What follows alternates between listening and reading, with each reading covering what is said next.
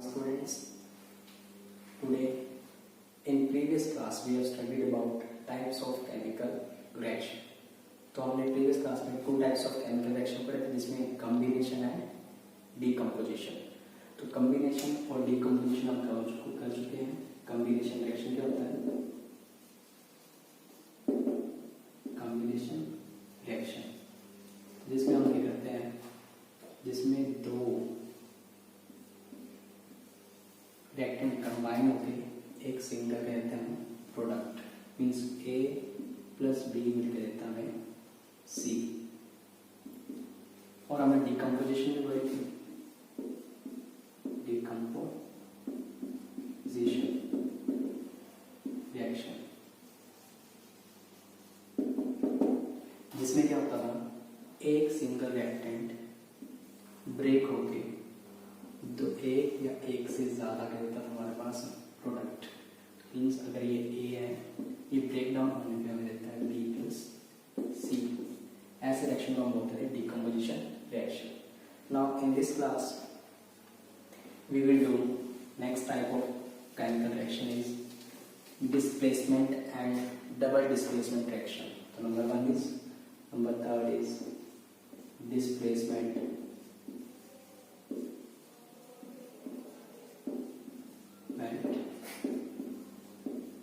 Reaction.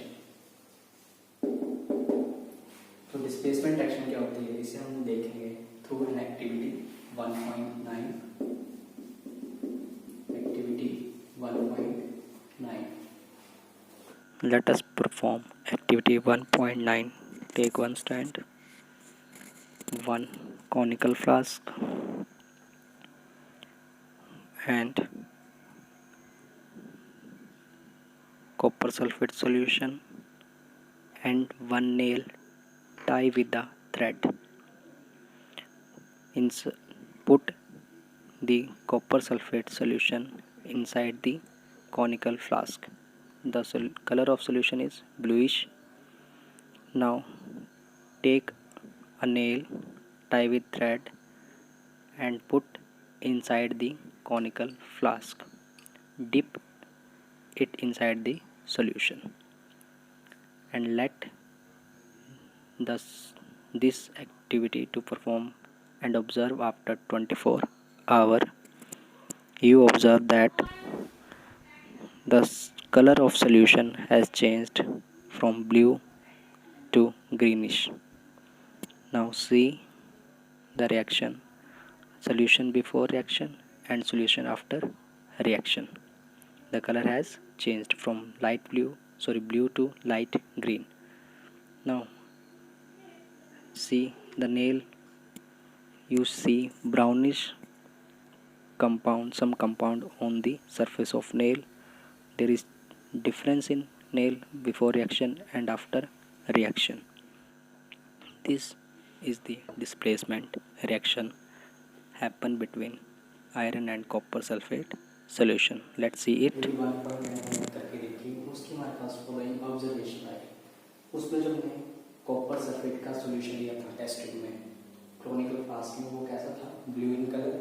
But जैसे उसके अंदर हम एक आयरन डिप करते हैं और 24 आवर्स के बाद देखते हैं तो सॉल्यूशन का कलर कैसा हो जाता है, लाइट ग्रीन. और जो नेल होती है वो कैसे होती है, ब्राउन इन कलर. ये हमारे पास फॉलोइंग ऑब्जर्वेशन आई. तो कुछ ना कुछ क्या हुआ यहाँ पे रिएक्शन हुआ. हमने कही नेल किसकी बनती है, आयरन की. तो मीन्स आयरन का कॉपर सल्फेट सॉल्यूशन का कोई रिएक्शन हुआ. तो केमिकल रिएक्शन लिखते हैं हम पहले, सॉलिड प्लस एक्वा सॉल्यूशन लिखते हैं कॉपर सल्फेट का. इसमें रिएक्शन हुआ, आयरन ने क्या किया, यहाँ से कॉपर को हटा दिया और कुछ सल्फर SO4 के साथ जुड़ गया. मीन्स सोल्यूशन जिसका बनने हमारे पास पे FeSO4 का एक्वस प्लस कॉपर आंसू के मिला में सॉलिड. तो एक ये रिएक्शन है. तो इस रिएक्शन में क्या किया, ये जो एक सोल्यूशन था कॉपर सल्फेट का, उसमें ये आयरन इस कॉपर को यहाँ से रिमूव कर दे रही है और कुछ कॉपर सल्फेट के साथ आयरन जो सल्फेट के साथ क्या कर रही है, जुड़ जा रही है और कॉपर को वहां से करके उसने हटा दिया। तो ऐसे रिएक्शन को बोलते हैं हम डिस्प्लेसमेंट रिएक्शन। तो डिस्प्लेसमेंट रिएक्शन वो होते हैं जिसमें एक एलिमेंट दूसरे एलिमेंट को करता है रिमूव या डिस्प्लेस। ऐसे रिएक्शन को बोलते हैं हम डिस्प्लेसमेंट रिएक्शन। तो we can write that displacement reaction is a reaction in which one element displaced or removed another element from a substance, किसी substance is called a displacement reaction। जैसे आपने इस reaction देखा, आयरन जो है copper को कर रही है, यहाँ से कॉपर सल्फेट से रिमूव कर दे रही है और हमारे पास क्या बन रहा है, फेरस सल्फेट और कॉपर बाहर आ गया। तो वैसे फर्दर और रिएक्शन हमारे पास और रिएक्शन है जिसमें हम देखते हैं zinc solid copper sulphate solution के साथ रिएक्ट करते हैं CuSO4 एक्वस।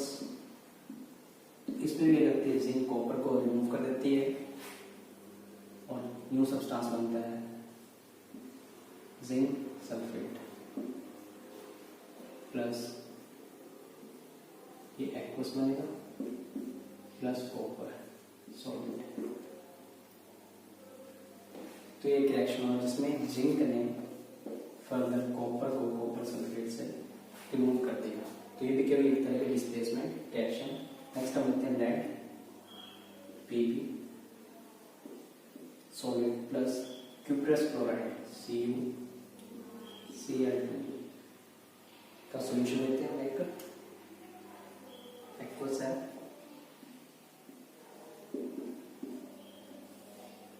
जब इसको रिएक्ट करते हैं इसमें लेड जो है फिर कॉपर कर देती है, यहाँ से रिमूव हटा देती है, डिस्प्लेस कर देती है और बनाती है PbCl2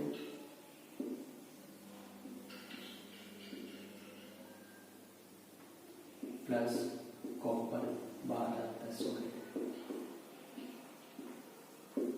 तो ऐसे रिएक्शन जिसमें एक एलिमेंट दूसरे एलिमेंट को सब्सटेंस से रिमूव और वहां जाके खुद जुड़ जाता है तो नया सब्सटेंस बनाता है, वैसे रिएक्शन को हम बोलते हैं डिस्प्लेसमेंट रिएक्शन। तो ये ऐसा रिएक्शन हुआ क्यों? फिर जो भी है आयरन है, जिंक है, लेड है, they are more reactive than copper. तो ये हर कोई एलिमेंट दूसरे एलिमेंट को रिमूव नहीं कर देगा, वही एलिमेंट रिमूव कर सकता है जो क्या है उस एलिमेंट के कंपैरिजन में मोर क्या है रिएक्टिव है, तभी उस एलिमेंट को लेस रिएक्टिव को वहां से कर सकता है वो रिमूव।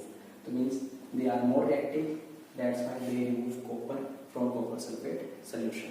नेक्स्ट हम करेंगे डबल डिस्प्लेसमेंट रिएक्शन। इस रिएक्शन को करने के लिए हम एक्टिविटी 1.10 परफॉर्म करेंगे जिसमें हम लेते हैं take about 3 ml of sodium sulphate solution. हमने सॉल्यूशन लिया तो मींस एक्वस, जिसको हम ऐड करेंगे 3 ml बेरियम क्लोराइड के साथ BaCl2। Perform activity 1.10. Take sodium sulfate solution, barium chloride solution, and we perform this activity. We take sodium sulfate solution 1 test tube and barium chloride solution another test tube. Both solutions are transparent solutions. Mix both solution.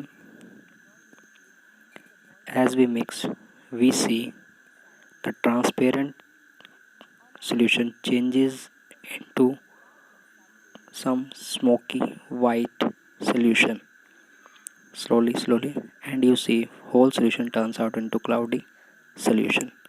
These white colored are white PPTs settle down after some time in the bottom of the test tube. तो activity में हमने देखा क्या observe किया हमने activity में observation 1.10 की। तो एक्टिविटी देखते हैं। And you observe that first observation जो ये सॉल्यूशन लिए थे हमने Na2SO4 एंड BaCl2 के बेरियम क्लोराइड के, it both are transparent solutions. जैसे ही हमने दोनों को आपस में किया, इंटरमिक्स किया, तो हमारे पास वहाँ पे कुछ रिएक्शन हुआ इन दोनों के बीच में, दोनों सब्सटेंसेस के बीच में रिएक्शन हुआ, और हमारे पास वहाँ पे जो सोल्यूशन था उसमें वाइट कलर के प्रेसिपिटेट्स बने। ये अपने वाइट कलर के प्रेसिपिटेट में सोल्यूशन जो था वो धुंधला सा हो गया थोड़ा। तो कुछ टाइम के बाद सेटल डाउन होने के बाद ऊपर तो क्लियर सोल्यूशन आता है, बट टेस्ट ट्यूब के बॉटम में वाइट पीपीटी सेटल डाउन हो जाएंगे। तो कुछ रिएक्शन हुआ है। तो इसमें क्या होता है, रिएक्शन में ये दोनों मटेरियल साल्ट डी है, तो इसमें क्या करता है, ये जो सोडियम है ये BaCl2 के साथ क्या करता है, रिएक्ट करता है, और Ba को यहाँ से कर देता है, बेरियम को बेरियम क्लोराइड से रिमूव कर देता है, और हमारे पास बनता है NaCl।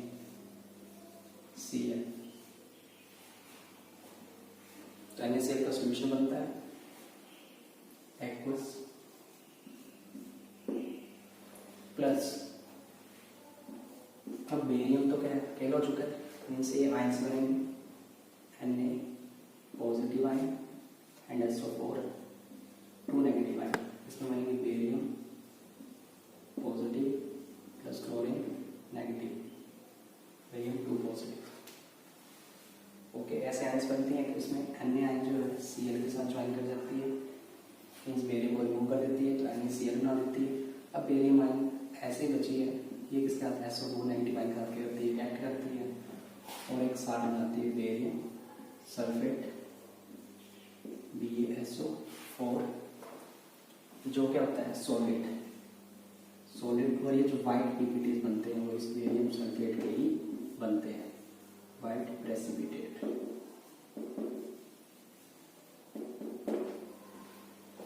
तो ऐसे रिएक्शन को हम क्या बोलते हैं, डबल डिस्प्लेसमेंट रिएक्शन। क्यों?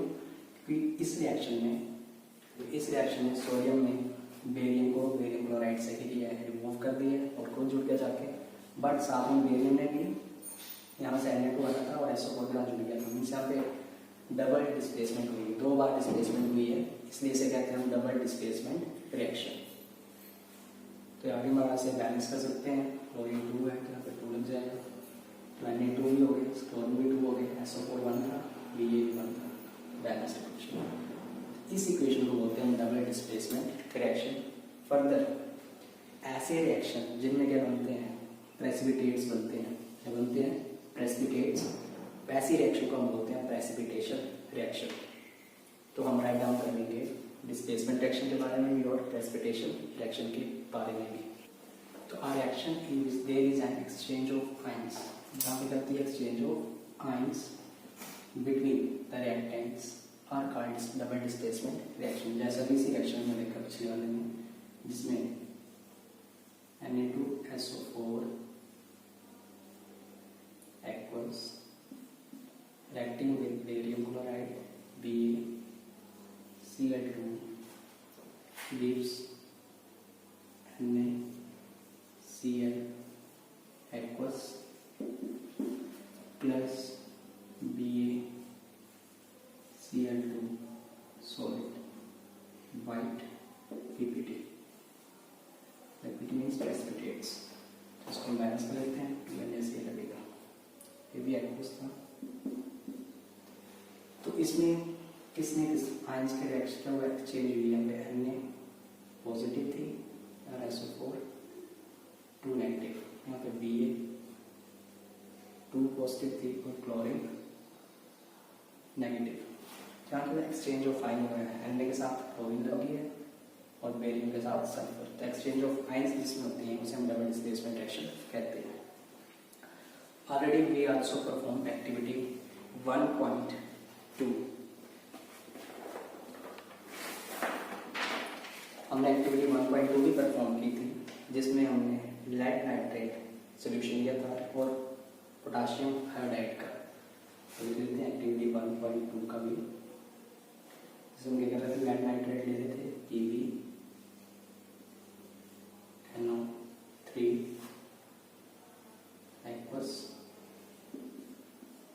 Plus potassium iodide Ki aqueous, दोनों टेस्ट ट्यूब को मैंने कर दिया था, इकट्ठा लिया था, मिक्स कर दिया सॉल्यूशन को, तो हमारे पास क्या बना था, PbI लेड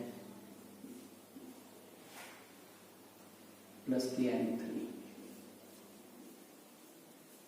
तो KNO3 बना था एक्वस की फॉर्म में, और इसके क्या बने थे, PPTs बने थे, मीन सॉलिड बना था ये सॉलिड स्टेट में, और इसके बने थे प्रेसिपिटेट्स। और ये प्रेसिपिटेट कैसे कलर के बने थे, येलो कलर के।